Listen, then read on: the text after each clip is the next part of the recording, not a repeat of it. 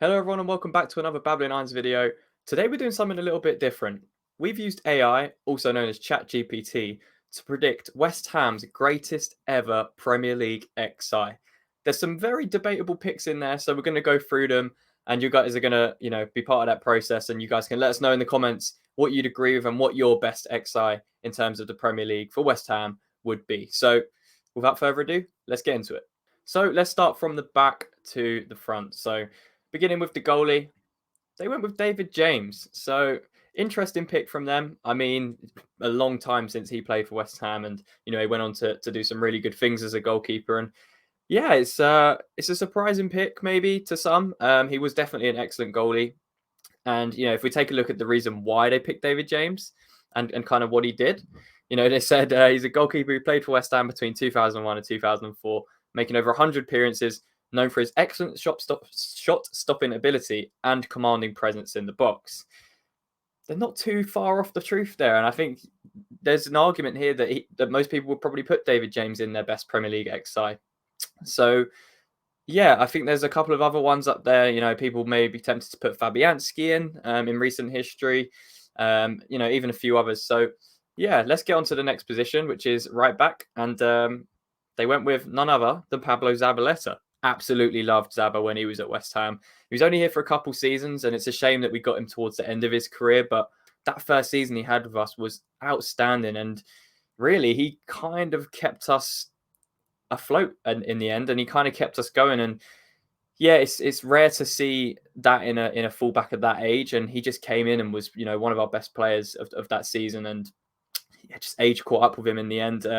If we'd have had him in his prime, wow, he would have just been outstanding. And yeah, as ChatGPT says, he's an Argentine right back who played for West Ham between 2017 and 2020, made over 80 appearances, which is interesting. And yeah, known for his defensive solidity and work rate. So hard to disagree with him on that one. And yeah, I think Zabaleta would probably be potentially in my pick as well. Moving on to the centre back pairing, and the first one coming up is again a player that played a long time ago for West Ham, Rio Ferdinand. Now, again, this is difficult to kind of put into words, but I know why they've put him in, and it's because of just how good he was, and the fact that he went to Leeds for such a big fee at the time. Well, I think it was in 2000, and we've had a lot of varying centre backs over the years. Most recent history, you've had the likes of Winston Reid, Ogbonna, even Kurt Zouma in the last couple of years. So yeah, there's been a few. Ferdinand, obviously, one that goes way back. So let's look at why they kind of included him, what they said about him. Played between 96 and 2000, made over 150 appearances for West Ham, which is incredible. I didn't realize it was that many. I don't know if that's true, so we're just going to go off it. But he was known for his composure on the ball and ability to read the game. And, they're not wrong at all. He is one of the best Premier League centre-backs of all time. The stuff he did at Man United, just unbelievable. And yeah, we were lucky to have him and develop him at such a young age. And he was part of that generation coming through at West Ham. So let's see who they've partnered with Ferdinand at the back. And this was not a surprise to me, but also a surprise. And it was Ginger Pele, James Collins. Now, obviously, an absolute legend at West Ham. The stuff that he done, in both spells at West Ham was incredible. The way he played definitely resonates with every West Ham fan. I'm maybe a little bit surprised that they've put him in our all-time XI, just because he was in and out of West Ham over that period where he played when he was younger and then came back when he was a bit older. And yeah, he was a no-nonsense defender. Just unbelievable to watch on days where he was putting his body on the line. And is he the best that we've had in our Premier League history? I don't know. I'll leave that guide for you guys to decide. So let me know in the comments. But let's see what they said about him anyway. A Welsh centre-back who played for West Ham in two spells between 05, 09 and 2012 to 2018. Made over 200 appearances. And they even say it there. Known for his no-nonsense defending and aerial ability. And they've summed up Ginger Pele pretty well there. So let's complete the defence. Who have they got at left back? This is going to maybe cause a bit of controversy. But, thinking about Premier League, it's probably not far off. I don't know who else we could put in here, but they've gone with Aaron Cresswell. Now, he has been at the club since 2014, coming up to 10 years now, which is absolutely crazy. And this is the reason they said for putting Cresswell in. A left back who's played for West Ham and made over 200 appearances, known for his crossing ability and set piece delivery.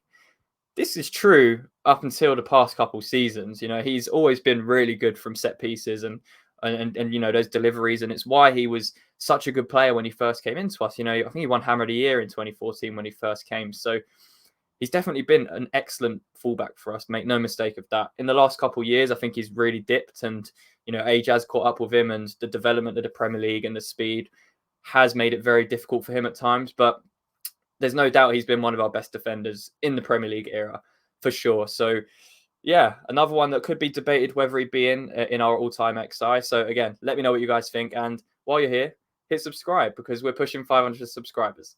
Now, moving on to the midfield, and let's start in the centre of the park.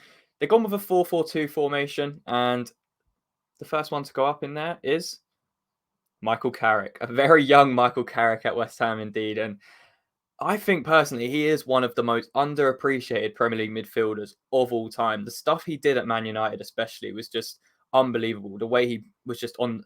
It's very rare to get a midfielder like Carrick, and we got him in his early days, and there's even rumours that he might be coming back to West Ham, not as a player, but as a manager. So that would be very interesting to see him kind of come full circle in his career and end up managing the club, which would be pretty impressive. And he's doing some great stuff at Middlesbrough. But as a player, so good technically, so good at controlling, and dictating play from the middle of the park. And again, very rare to see that in a player like Carrick, in a player like Carrick in the Premier League these days. So let's see what they said about him on ChatGPT. An English central midfielder who played for West Ham between 99 and 04, made over 150 appearances, known for his passing range and vision. I mean, yeah, his passing was absolutely brilliant. Surprised he played that many games for West Ham. I mean, he was there for 5 seasons, so I guess it makes sense. But yeah, let's see who's partnering Carrick, because there's a few options here. Do you go with someone like Mark Noble, or is there someone else that comes to mind? And for me, this is a no-brainer pick. He has to be in here, and it is Scott Parker. So I'm glad they put him in here because Scott Parker was one of my favourite players growing up. It was hard to kind of put into words how important he was for West Ham to other people because he was that good. He really did carry that team for so long, and we were lucky to have him for even that short period that we did. So yeah, he's undoubtedly the best midfielder I've seen at West Ham, probably. Maybe other than one person that didn't make this squad, which was Declan Rice. So yeah, it's difficult to kind of put this team together. They've gone with a 4-4-2. Who would you play in centre mid? Because they've gone with Carrick and Parker.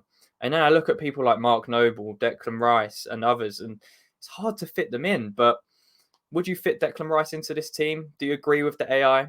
Let me know in the comments, and let's move on to the wingers. So starting on the right-hand side of midfield now, this was a real surprise when I saw this player was in here. But can you guess who it is before I select it? It is Stuart Downing. I mean, yes, he was a good player for us.